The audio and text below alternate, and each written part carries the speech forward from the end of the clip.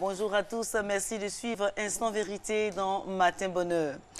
Débuté en février 2017, le Grand Ménage est cette année à sa 23e édition. L'opération est censée se tenir tous les premiers samedis du mois dans les villes et communes. Les élus locaux doivent s'approprier le Grand Ménage et l'organiser avec la participation des populations. Cependant, les choses ne se passent pas toujours comme prévu. Visiblement, l'initiative du ministère de l'Assainissement et de la Salubrité n'attire pas grand monde. Pourquoi donc ce désintérêt alors que l'insalubrité va grandissant dans les villes et communes? Où ça coince, les élus locaux boycotteraient-ils le Grand Ménage 23 mois après son lancement? Quels résultats? Ces questions seront posées à notre invitée du jour, Edith Blanche-Kété-Kwame, dans Instant Vérité. Elle est la coordonnatrice nationale du Grand Ménage au ministère de l'Assainissement et de la Salubrité. Bonjour Edith Kwame. Bonjour Madame Gabrielle. Alors, le Grand Ménage a été initié en février 2017. Alors, quand vous lanciez cette opération, quels étaient les objectifs que vous vous étiez fixés? Merci pour cette opportunité que vous offrez au ministère de l'Assainissement et de la Salubrité de venir exposer en long et en large sur l'opération Grand Ménage. L'opération Grand Ménage est partie du fait que l'état des lieux a laissé vraiment un constat triste, un constat amer, où nous voyons, comme vous aviez dit tout à l'heure, dès l'entame de cette édition, que nos villes de plus en plus deviennent insalubres. Que faire? Madame Anne-Désirée Ouloto, ministre de l'Assainissement et de la Salubrité, dans sa vision de voir la population ivoirienne et tous ceux qui nous font l'amitié de vivre sur le sol ivoirien, de vivre dans un cadre sain, a initié l'opération Grand Ménage. L'opération Grand Ménage qui consiste à mener des activités communautaires de façon collective, de façon naturelle, de façon instinctive, appeler la population à mener des actions communautaires de salubrité dans son cadre, dans son environnement immédiat. Donc l'objectif, c'est d'emmener la population de façon naturelle, chaque premier samedi du mois, donner, impulser le dynamisme d'une activité communautaire et amener la population à mener des actions de salubrité. D'accord. Alors, donc, amener les populations à mener des activités de salubrité. Donc, aujourd'hui, après 23 mois de grand ménage, donc de nettoyage, de balayage, de ramassage d'ordures, et tout cela dans les villes et communes de Côte d'Ivoire, madame, quel bilan faites-vous? Le bilan est plus ou moins satisfaisant parce que aujourd'hui, nous voyons que des collectivités, des mutuelles de développement, des syndics de copropriété demandent à organiser l'activité de grand ménage, soit dans les régions, soit dans les quartiers. Moins satisfaisant parce que l'objectif premier, c'est d'emmener la population, de façon naturelle, à mener des activités de salubrité. Donc, en même temps, vous dites que le bilan, il est satisfaisant, pardon. Vous dites en même temps qu'il n'est pas satisfaisant. On ne comprend pas. Quand je dis que le bilan est satisfaisant, nous voyons que jusque-là, nous avons encore dans nos locaux des demandes d'organisation de grands ménages dans des régions. Mais moins satisfaisant parce que la vision de Mme Anne-Désirée Ouloto, ministre de l'Assainissement et de la Salubrité, c'est que quand on lance l'opération Grand Ménage, de façon naturelle, la population marque un arrêt, sorte et mène des activités.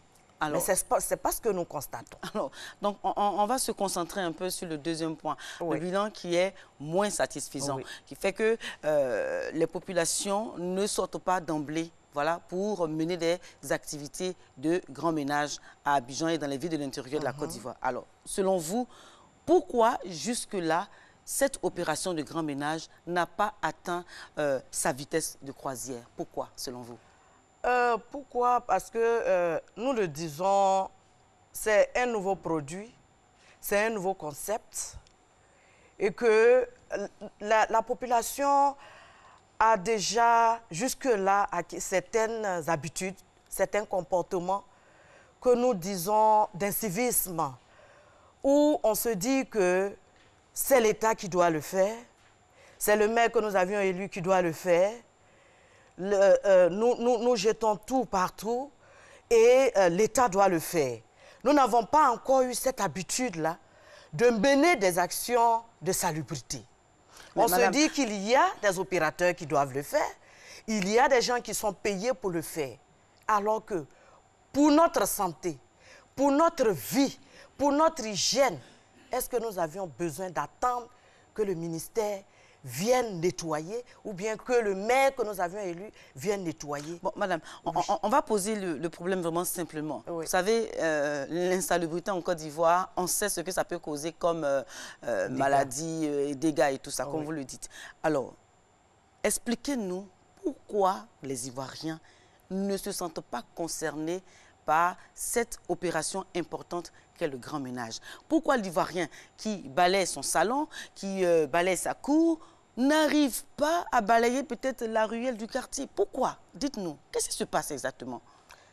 Parce que, comme je viens de le dire, la population se dit, je nettoie mon cadre immédiat, ma maison, peut-être même la devanture, mais les ruelles, la propriété des ruelles, la propriété des voies incombe à l'autorité. Mais ça, c'est vrai aussi. Mais c'est vrai, mais si vous, Gabriel Zani, vous passez dans une ruelle, vous aviez votre mouchoir en main, vous aviez fini, vous jetez. Moi, Madame Kwame, je passe, je jette. Issa passe, il jette. Conan passe, il jette. Nous sommes combien d'habitants vivant sur le sol ivoirien? Mais si nous évitons ces gestes que nous trouvons, nous disons que c'est anodin, mais 1, 2, 3, 4, ça devient beaucoup. La rue ne produit pas de déchets. Si nous arrêtons ces gestes d'incivisme, nous allons voir que nos ruelles seront propres. Alors, madame, on va aborder un point qui est assez essentiel. Les élus locaux dénoncent le fait qu'ils n'ont pas été associés à cette initiative de grand ménage. Donc, le ministère qui porte le projet de grand ménage affirme le contraire. Alors, qu'en est-il exactement?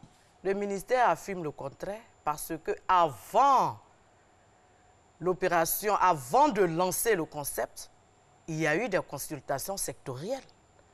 Madame Anne-Désirée Ouloto, ministre de l'Assainissement, de la Salubrité, elle impulse, elle rédige la politique. Mais avant de mettre ce projet en action, à elle seule, elle ne peut pas. Madame, le fait de faire une réunion, s'il vous plaît, si je vous interromps, le fait de faire une réunion avec les élus locaux, avec les préfets de département et tout ça, ça c'est un fait. Mais les écouter, prendre en compte les propositions, c'est un autre fait. Mais vous ne pouvez pas... en février, au Palais de la Culture, il y a eu l'engagement national. Quand vous vous engagez, vous signez devant toute la communauté, ça veut dire que vous avez un devoir moral. Vous avez engagé, vous vous êtes engagé à rendre le cadre de vie des Ivoiriens sain. Mais on doit aller jusqu'au bout. D'accord, on doit aller jusqu'au bout. Ah oui. Récemment, justement, vous avez fait une rencontre, vous avez eu une rencontre avec les préfets de département, de région, pour faire justement le bilan voilà, de 23 mois de grand ménage. Alors, dites-nous, quelles sont les conclusions au terme de cette rencontre-là? Mais les conclusions, d'abord, tout le corpus a félicité cette initiative parce que c'est un projet salutaire. Rendre le cadre de vie de la population ivoirienne saine, c'est salutaire. Et ils ont émis des doléances. Oui, c'est quoi ces doléances? C'est-à-dire financer, équiper les régions, puisque pour beaucoup d'entre eux, le budget qui leur alloué ne leur permettait pas de mener ces actions de salubrité. Mais nous disons que, en tant qu'élus, une fois que la population vous a confié leur destinée, il y a quelque part un engagement moral que vous aviez pris vis-à-vis de cette population, des citoyens. Ce qu'ils disent. Oui. En même temps, vous prenez le côté de leur engagement moral et tout ça, c'est bien beau, oui. Mais en même temps, le grand ménage, il ne se fait pas tout seul. Ce qu'ils ont dit est vrai, je partage amplement, en partie peut-être leurs préoccupations. Oui. Il faut de l'investissement, il faut des fonds, il faut du matériel. Alors, qui doit fournir ce matériel-là aux collectivités locales? Revenons à la vision même du grand ménage. La vision de Mme Anne-Désirée Ouloto, c'est du bénévolat. C'est du bénévolat. Pour pouvoir nettoyer la devanture de ma maison, chacun de nous a un balai à la maison. Oui, on a un balai à la maison. Mais en même temps, comme vous avez dit, on confie la salubrité de nos villes et communes aux maires, je vais dire à toutes les autorités locales que nous élisons et tout cela. Mais les quartiers, les grandes voies, qui doit faire cela? Les quartiers, les grandes voies. Ce sont les maires, c'est le district. Alors, donc, est-ce que vous avez donné les moyens qu'il faut? Vous avez donné le matériel qu'il faut aux localités, aux maires ou encore aux préfets, puis ils ont refusé de faire? Mais vous êtes dans ce pays, il y a eu des distributions de lots de matériel, d'équipements aux régions. Il y a des régions qui ont reçu de l'équipement. Mais quand on vous donne du matériel, et que soit un camion est tombé en panne, et qu'on le gare, on se dit, bon, le ministère nous a offert ce matériel, mais nous n'avons pas les moyens de pouvoir remettre ce matériel en l'état. Mais il y a quelque chose qui ne va pas. Madame, je vais vous poser une question très directe. Il ne va pas. Voilà. Oui. Ce matin, on va être très direct. Je vous pose une question. Oui. Une opération telle que le grand ménage devrait normalement susciter de l'engouement de la part de tous. Oui. Alors, pensez-vous que les élus locaux boycottent le grand ménage? Dire que les élus locaux, je ne pense pas. Parce qu'un élu, sa première vision, c'est d'assurer la sécurité et l'hygiène de sa population. Oui, moi, je parle sur ce que vous avez dit. Vous avez dit qu'on leur donne du matériel, on leur donne tout. Et quand ce matériel-là est usé, bon, voilà, on le met de côté, on refuse de le remettre en état ou encore on n'a pas les moyens de le remettre en état et il reste là. Est-ce que ce n'est pas du boycott? C'est la question que je pose. Moi, je me dis, s'il y a un problème, qu'on s'asseye et qu'on en discute. Il y a eu plusieurs concertations, il y a eu plusieurs rencontres. Mais si on ne veut pas aller accompagner le ministère, qu'on s'asseye autour d'une table et qu'on relève les insuffisances et les dysfonctionnements, jusqu'à preuve du contraire, la RDCI, les collectivités ne sont pas venues pour dire, bon, voici ce qui ne va pas, voici ce dont on a besoin, etc., etc. Le ministère fait sa part. C'est une co-responsabilité. Nous sommes tous responsables de l'hygiène, du bien-être de la population. Le ministère élabore la politique. Le ministère impulse le dynamisme. Mais la collectivité, une fois que le ministère commence, les collectivités doivent prendre la relève. Ce sont eux qui ont la charge de leur administrer. Oui, madame. Oui.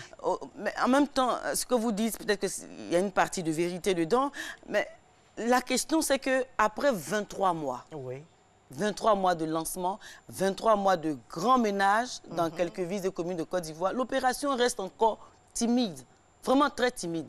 Comme on le dit dans le jargon ivoirien, ça n'a pas pris. Quand vous avez posé peut-être le diagnostic, quand vous avez fait l'état des lieux, pour vous, quelle est, je vais dire, mais quelles sont les raisons profondes de cette timidité? Moi, je pense que nous n'avons pas à désespérer. Parce que quand vous faites cette analyse, on a l'impression que rien n'a bougé jusque-là. Mais aujourd'hui, nous parlons de l'opération Grand Ménage. Ça veut dire que le concept, quelque part, est entré dans la conscience de tout un chacun. Ben, c'est ce sursaut, ce déclic-là que nous recherchons. C'est ce déclic. Chaque mois, nous menons les activités, l'opération Grand Ménage. Nous avions instauré maintenant des thématiques. Il y a la 23e, la 22e édition, la 23e et la 24e édition. Nous allons dans les cités. Mais nous disons que tout ce qui est sensibilisation, tout ce qui est travail sur l'être humain prend du temps. Et nous n'allons pas nous arrêter en bout de chemin. Nous allons continuer la sensibilisation. Alors, vous n'allez pas vous décourager. Oui, nous n'allons pas continuer la sensibilisation. Donc, expliquez-nous comment se fait concrètement le grand ménage dans une commune X. Expliquez-nous. Dans une commune X, quand nous allons dans une région, d'abord, avant d'y aller, ce sont les autorités politiques et administratives de cette région qui adressent une demande au ministère. Parce que nous n'allons pas, dans une région, aller imposer notre manière de faire à une région, à une communauté. Non.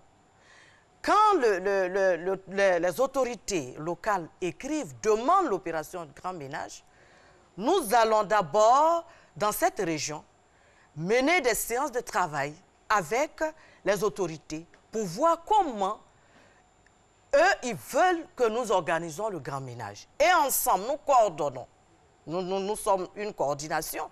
Nous coordonnons avec les élus, avec les représentants des Est-ce que les populations participent à ces rencontres-là? Quand nous allons, la population participe. Parce que ce sont eux-mêmes qui nous dressent la liste de tous les leaders d'opinion.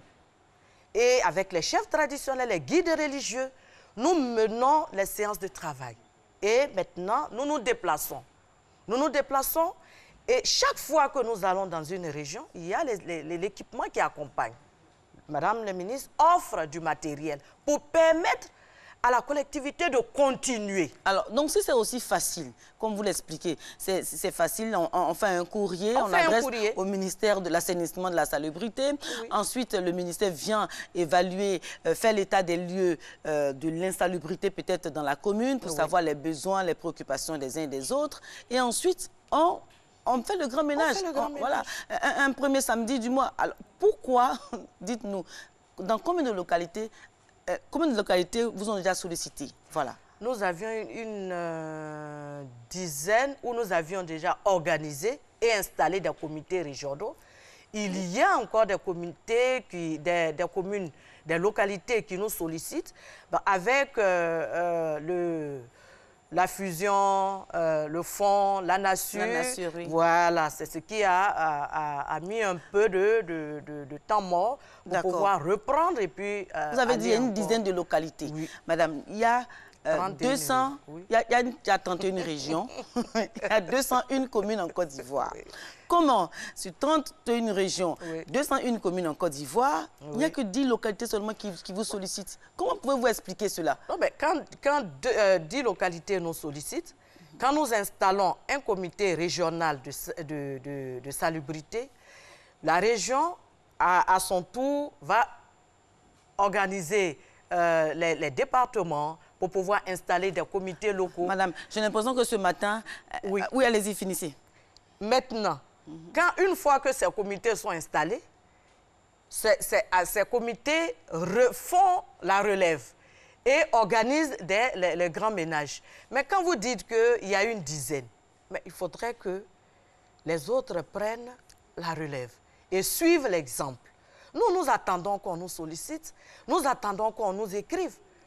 Tout à l'heure, vous aviez dit, est-ce une boycott? Nous ne pouvons pas parler de boycott, nous attendons que les collectivités fassent la demande. Il n'y a pas de boycott. Ces collectivités-là vont vous faire la demande, supposons. Alors, madame, tel que nous avons posé le problème ce matin, le diagnostic, vous ne pensez pas que le problème de fond, ce sont les moyens financiers? Ce sont les moyens financiers, mais quels que soient les moyens que nous allons impulser, s'il n'y a pas une volonté politique, si même en interne, on ne se sent pas concerné par la chose, quels que soient les moyens qu'on va y mettre, cela ne va pas démarrer. Il faudrait que quelque part, chaque citoyen se sente concerné par le projet. Et de façon naturelle, chacun va mettre la main à la pâte. D'accord. Alors, chacun va mettre la main à la pâte. On n'a pas vraiment assez de temps pour terminer. Sinon, il y a un point qui est assez important. Alors, par exemple, les fonds qui sont prélevés sur les factures d'électricité qui rentrent dans, je vais dire, dans les balayages, les taxes sur les ordures ménagères, par exemple. On peut vous demander où va cet argent-là. Mais vous aviez vu la nouvelle politique qui est mise sur pied. Oui, oui. Vous aviez vu les opérateurs qui sont sur le terrain. Oui. Quelque chose a changé. Bien. Et gérer la salubrité, ça coûte cher. Et vous voyez aujourd'hui, on ne peut pas dire qu'il n'y a pas de poubelles dans les rues. Bien. Malgré qu'il y a des poubelles, on trouve toujours le moyen de jeter les ordures hors des poubelles. Et on met même du feu même dans ces poubelles. Vous savez, il y a eu des images que nous avions vues. D'accord, madame. Alors, merci beaucoup, madame. Alors, la réussite de l'opération Grand Ménage, comme pour reprendre vos mots, nécessite la participation de tous. Hein, les mairies, les collectivités, les populations. N'est-ce pas? Oui. Alors, merci Edith Blanche-Kété-Kwame pour votre contribution. Vous êtes coordonnatrice nationale du Grand Ménage au ministère de l'Assainissement et de la Salubrité. Mesdames et messieurs, c'est donc la fin de Instant Vérité. Restez avec nous, et restez avec Alix et Marco dans Matin Bonheur. Et là, maintenant, c'est la publicité.